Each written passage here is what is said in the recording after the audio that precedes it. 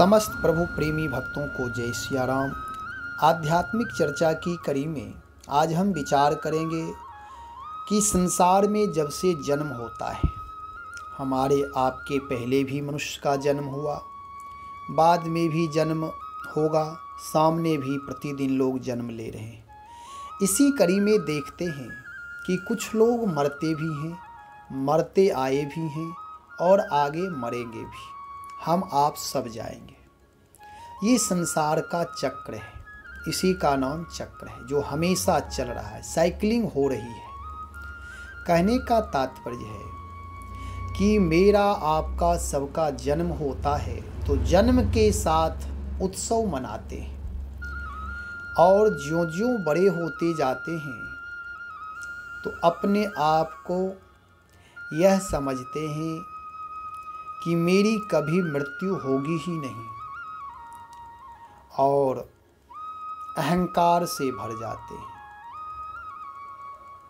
विद्या का अहंकार, बल का अहंकार, जाति का अहंकार, जातिर्विद्या महत्वम च रूप यौवन मेव च, ये 5 अहंकार हैं। रूप का, धन का, कुल परिवार का, नाना प्रकार के अहंकार हमारे आपके जीवन में चारों तरफ घेरे हुए हैं और उसी को हम आप अपना जीवन समझते हैं। लेकिन गोस्वामी तुलसीदास जी महाराज कहते हैं कि हमारी आपकी मृत्यु हर क्षण हो रही है।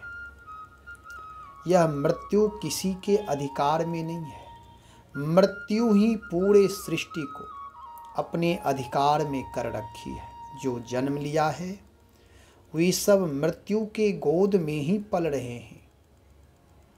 जब उसकी इच्छा हो जाए कभी भी वे निगल जाएगी। इसलिए इस जीवन को दिव्य बनाना है। जो मेरा जन्म हुआ है, हम आप जो इस धराधाम पर आए हैं,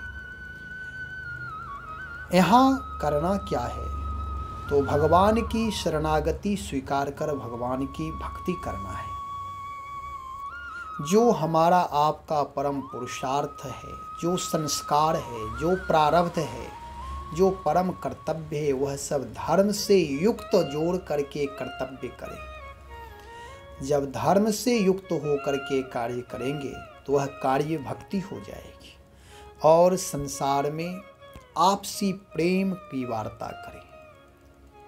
अपने प्रेम को, व्यवहार को संभाल कर रखें। प्रेम का विस्तार करें।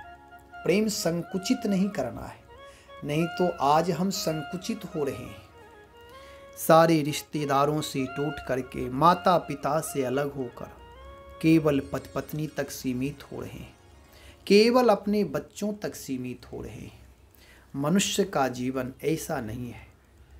इससे अधिक तो पशुओं में तालमेल है कि वह एक जगह बैठते हैं, एक जगह रहते हैं।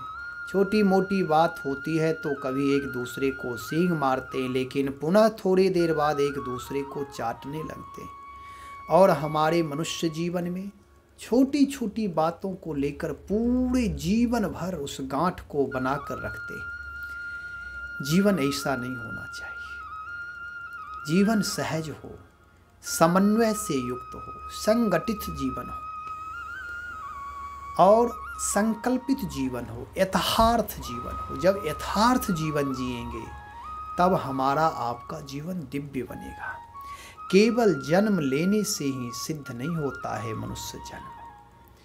जब जन्म लिए, जन्म और मृत्यु के बीच में जो मैंने जीवन जिया वह जीवन कैसा है? कम समय में अधिक उपलब्धि करके भी कोई मर जाए तो ऐतिहासिक जीवन, यशस्वी जीवन होता है। और दीर्घ जीवन लेकर के 100, 150 वर्ष, 125 वर्ष जीवन जी ले, लेकिन उस जीवन से सेवा नहीं हो पाई, परोपकार नहीं हो पाया, कुशलता से मैं बात नहीं किया, परिवार में सामंजस्य नहीं रखा, यश की प्राप्ति नहीं किया, सृष्टि को कुछ दिया नहीं, समाज को कुछ दिया नहीं, तो वह जीवन व्यर्थ है।